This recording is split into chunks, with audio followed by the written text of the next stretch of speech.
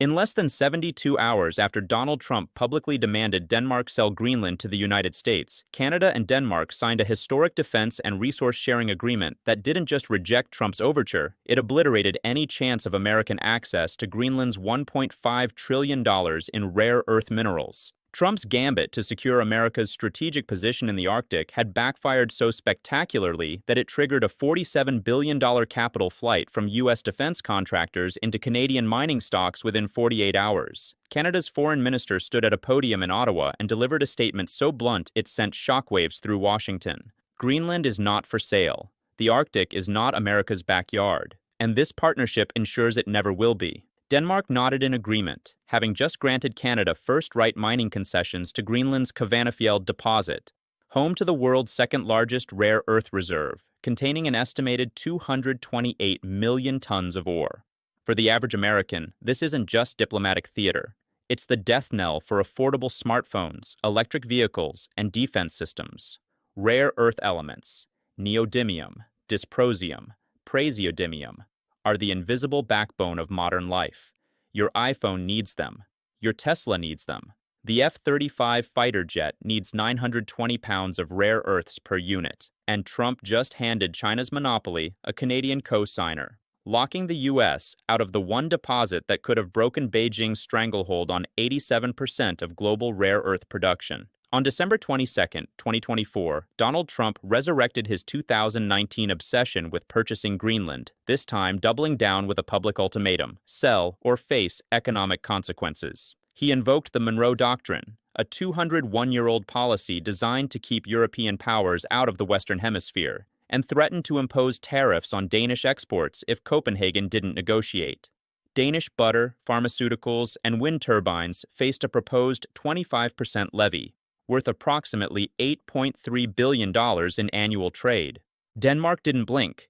Instead, Prime Minister Mette Frederiksen called Canadian Prime Minister Mark Carney. Within 96 hours, the two nations drafted the Arctic Sovereignty and Resource Security Pact, a binding agreement that gave Canada exclusive exploration rights to Greenland's southern mining corridor in exchange for Canadian naval patrols in Greenlandic waters and a $12 billion infrastructure investment to build two deep-water ports in Nuuk and Tasiilaq.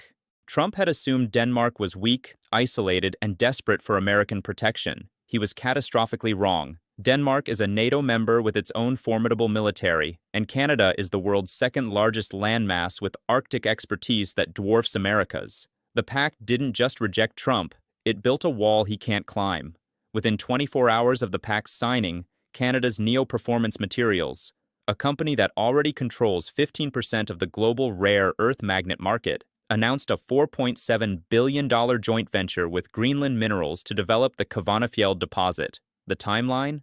First ore extraction by Q3 2027, with projected annual output of 8,500 tons of rare earth oxides, enough to supply 22% of current global demand. The United States had been negotiating access to Kvanefjeld since 2021 through Greenland's former government. Trump's aggressive posturing didn't just kill those talks, it made Canada the gatekeeper. And Canada, still furious over Trump's threat to impose 25% tariffs on Canadian steel and aluminum earlier in 2024, wasn't feeling charitable. Ottawa made it clear any rare earths heading to the U.S. would come at market rates, with no preferential pricing. Meanwhile, Canada locked in a 15-year supply agreement with the European Union at $42 per kilogram, 14% below current spot prices. The sledgehammer blow? Canada simultaneously announced a rare earth processing partnership with Japan and South Korea, two of America's closest Pacific allies. The message was unmistakable. The world is rewiring its supply chains, and the United States is being left in the cold. Literally, the U.S. defense sector is hemorrhaging. Lockheed Martin's stock dropped 7% in the week following the pact's announcement, wiping out $9.2 billion in market capitalization. Why? The F-35 program relies on rare earth magnets for its engine and avionics. Current U.S. rare earth imports cost $187 per kilogram on average. Analysts project that without Greenlandic access, those costs will spike to $264 per kilogram by 2028, a 41% increase that translates to an additional $172,000 per F-35 airframe. With 2,456 F-35s still on order, that's a $422 million cost overrun before a single plane takes flight. Electric vehicle manufacturers are in free fall. Tesla, Ford, and GM all require neodymium iron boron magnets for their drive motors, roughly 2.2 pounds per vehicle. Current magnet costs are $11.80 per pound. If prices surge to $18.50 per pound as projected, that's an extra $14.74 per vehicle. Multiply that across Ford's projected 2 million EV production target by 2026, and you're looking at a $29.5 million cost increase that gets passed directly to consumers. The average EV price in the US, already at $52,000, could climb to $53,200, pricing out first-time buyers and stalling the green transition. Consumer electronics are next. Apple uses rare earths in every iPhone speaker, camera stabilizer, and Taptic engine. The company purchases approximately 320 tons of rare earth materials annually. A 40% price hike means an additional $51 million in raw material costs per year. That's $1.27 added to the cost of every iPhone sold, a slim margin, but one that compounds when you're moving 234 million units annually. While American industries scramble, Canada is seizing the moment. The Canada-Denmark Pact includes a provision to build a rare earth refining facility in Newfoundland by 2029, creating 4,800 jobs and positioning Canada as the Western Hemisphere's rare earth hub. Beijing currently controls 90% of rare earth refining globally. This facility would process 12,000 tons annually, cutting China's dominance to 78% by 2030. Canada is also leveraging its Arctic access to forge new alliances. On January 14, 2026, Ottawa signed a memorandum of understanding with the European Union to supply rare earths for Europe's green energy transition. The deal is worth 22 billion euros, 23.8 billion US dollars, over 10 years, and includes technology sharing agreements that will allow Canada to develop next-generation magnet recycling techniques.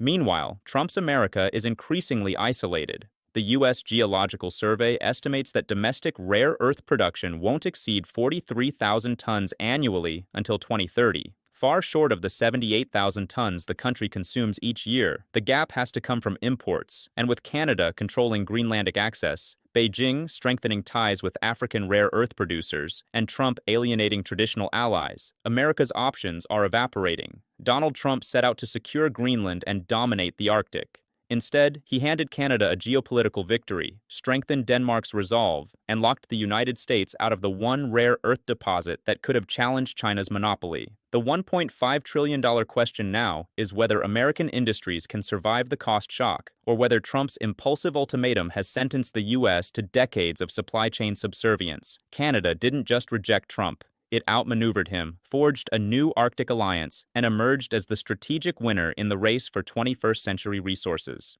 The United States, once the architect of global trade, is now scrambling for scraps at a table it no longer controls. So ask yourself, has Donald Trump overplayed his hand in the Arctic, or has he simply revealed that America's era of unilateral dominance is over?